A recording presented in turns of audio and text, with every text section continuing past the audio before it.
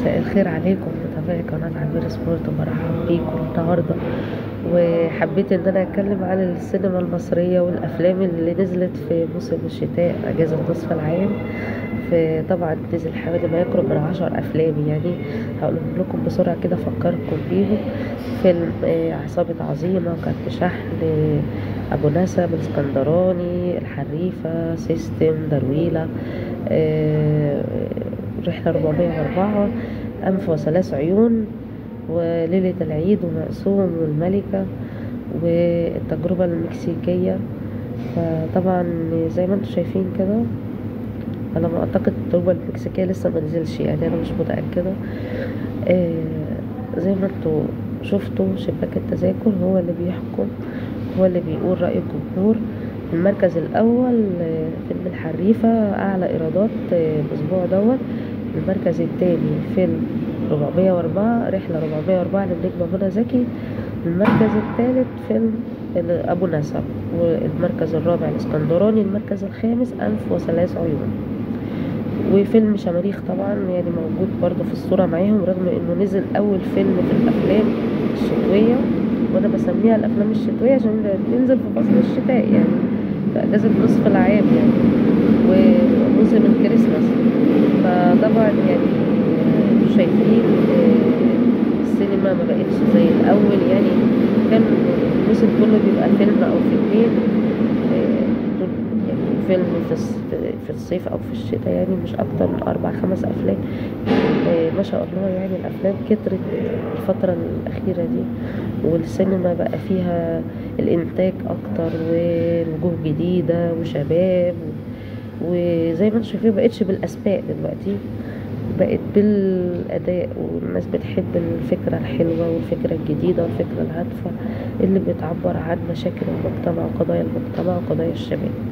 فطبعا يعني هو فيلم الحريفة احنا بنحيي ابطاله، فريق العمل والمنتج والمخرج، على انه عمل فيلم جميل زي كده كل الشباب حبوه، كل الاطفال. ونور النبوي ده يعني ابن الوز عوام زي ما بيقولوا، وميدو طبعا ليه مستقبل كبير في الفن. انا بنصحه ان هو يتجه للفن جنب الاعلام الرياضي. يعني كل التوفيق ليهم، ومبروك نجاح الفيلم المرة التانية، ومبروك للنجم خالد النبوي على نجاح نور ابنه. نمرة 2 بقى فيلم رحلة 404 منى زكي. يا منى، انتي عملتي فيلم والله بجد، يعني ما شفتش ليكي الاداء ده من فترة طويلة في السينما، من ايام فيلم ابو علي والافلام اللي نزلت ليكي، واسوار القمر، وافلام كتيرة انتي عملتيها حلوة جدا، لكن انتي عملتي مجهود في الفيلم ده رائع جدا جدا. يعتبر اكتر فيلم عجبني في افلام الشتاء. ومبروك برضو للمنتج محمد حفظي، والمنتجة شاهناز العقاد، والمخرج والمؤلف وكل فريق العمل على الفيلم الجميل اللي احنا استمتعنا بيه. واتمنى نشوف افلام حلوة الفترة الجاية دي، يكون فيها فكرة حلوة وفكرة هادفة. وطبعا يعني مش عايزة اسهركم بقى معايا، تصبحوا على خير. واي فيلم جديد انتوا فكرتوني، انا العرض الخاص لفيلم سيستم كان امبارح في نجم احمد الفيشاوي. الفيلم للسناجل فقط، يعني هو مناسب ليا انا بصراحة يعني. فانا عشان كده اصريت ان انا اروح، وكان في نفس التوقيت فيلم درويلة، فهو عشان البانر مكتوب عليه للسناجل، فانا يعني فضلت ان انا اشوف الفيلم ده بيقول ايه.